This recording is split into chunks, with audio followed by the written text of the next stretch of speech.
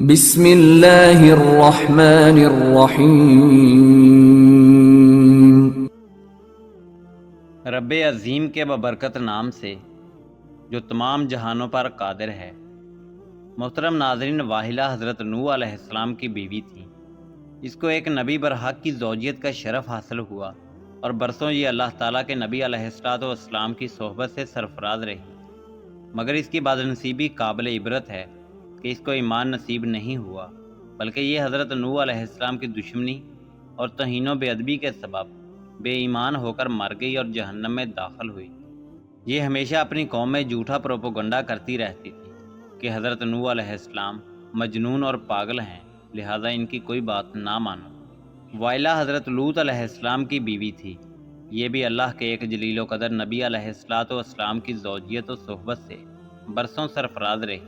مگر اس کے سر پر بدنصیبی کا ایسا شیطان سوار ہوا کہ سچے دل سے کبھی ایمان نہیں لائی، بلکہ عمر بھر منافقہ رہی اور اپنے نفاق کو چھپاتی رہی۔ جب قوم لوط پر عذاب آیا اور پتھروں کی بارش ہونے لگی، اس وقت حضرت لوط علیہ السلام اپنے گھر والوں اور مومنین کو ساتھ لے کر بستی سے باہر چلے گئے۔ وائلہ بھی آپ کے ساتھ ہی آپ نے فرما دیا کہ کوئی شخص بستی کی طرف نہ دیکھے، ورنہ وہ بھی عذاب میں مبتلا ہو جائے گا۔ چنانچہ آپ کے ساتھ والوں میں سے کسی نے بھی بستی کی طرف نہیں دیکھا اور سب عذاب سے محفوظ رہے، لیکن وائلہ چونکہ منافق تھی، اس نے حضرت لوط علیہ السلام کے فرمان کو ٹھکرا کر بستی کی طرف دیکھ لیا اور شہر کو الٹ پلٹ ہوتے دیکھ کر چلانے لگی، ہائے میری قوم! یہ زبان سے نکلتے ہی ناگہاں عذاب کا ایک پتھر اس کو بھی لگا اور یہ بھی ہلاک ہو کر جہنم رسید ہو گئی۔ آسیہ بنت مزاحم رضی اللہ تعالیٰ عنہ یہ فرعون کی بیوی ہیں۔ فرعون تو حضرت موسیٰ علیہ السلام کا بدترین دشمن تھا، لیکن حضرت آسیہ رضی اللہ تعالیٰ عنہ نے جب جادوگروں کو حضرت موسیٰ علیہ السلام کے مقابلہ میں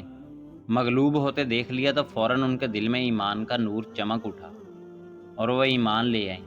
جب فرعون کو خبر ہوئی تو اس ظالم نے ان پر بڑے بڑے عذاب کیے، بہت زیادہ زد و کوب کے بعد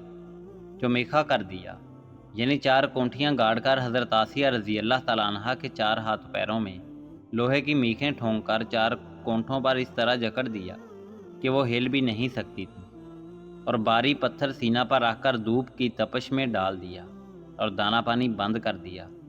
لیکن ان مصائب و شدائد کے باوجود وہ اپنے ایمان پر قائم و دائم رہیں اور فرعون کے کفر سے خدا عز و جل کی پناہ اور جنت کی دعائیں مانگتی رہیں، اور اسی حالت میں ان کا خاتمہ بالخیر ہو گیا اور وہ جنت میں داخل ہو گئیں۔ مریم بنت عمران رضی اللہ تعالیٰ عنہ یہ حضرت عیسیٰ علیہ السلام کی والدہ ہیں۔ چونکہ حضرت عیسیٰ علیہ السلام ان کے شکم سے بغیر باپ کے پیدا ہوئے، اس لیے ان کی قوم نے تان اور بدگوئیوں سے ان کو بڑی بڑی ایذائیں پہنچائیں، مگر یہ صابر رہ کر اتنے بڑے بڑے مراتب و درجات سے سرفراز ہوئیں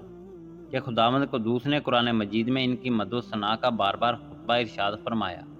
ان 4 عورتوں کے بارے میں قرآن مجید نے سورہ تحریم میں فرمایا، جس کا ترجمہ یہ ہے: اللہ تعالیٰ کافروں کی مثال دیتا ہے جیسے نوح علیہ السلام کی عورت واحلہ اور حضرت لوط علیہ السلام کی عورت والہ، یہ دونوں ہمارے 2 مقرب بندوں کے نکاح میں تھیں، پھر ان دونوں نے ان دونوں سے دغا کیا تو وہ دونوں پیغمبران ان عورتوں کے کچھ کام نہ آئے، اور ان دونوں عورتوں کے بارے میں خدا کا یہ فرمان ہو گیا کہ تم دونوں جہنمی عورتوں کے ساتھ جہنم میں داخل ہو جاؤ۔ اور اللہ تعالیٰ مسلمانوں کی مثال بیان فرماتا ہے۔ فرعون کی بیوی آسیہ، جب انہوں نے عرض کیا ہے میرے رب میرے لیے اپنے پاس جنت میں گھر بنا اور مجھے فرعون اور اس کے کام سے نجات دے اور مجھے ظالم لوگوں سے نجات بخش، اور عمران کی بیٹی مریم جس نے اپنی پارسائی کی حفاظت کی تو ہم نے اس میں اپنی طرف سے روح پھونکی، اور اس نے اپنے رب کی باتوں اور اس کی کتاب کی تصدیق کی اور فرما برداروں میں ہوئی۔ ناظرین، واحلہ اور وائلہ دونوں نبیوں کی بیویاں ہو کر کفر و نفاق میں گرفتار ہو کر جہنم رسید ہوئیں، اور فرعون جیسے کافر کی بیوی حضرت آسیہ ایمان کامل کی دولت پا کر جنت میں داخل ہوئیں،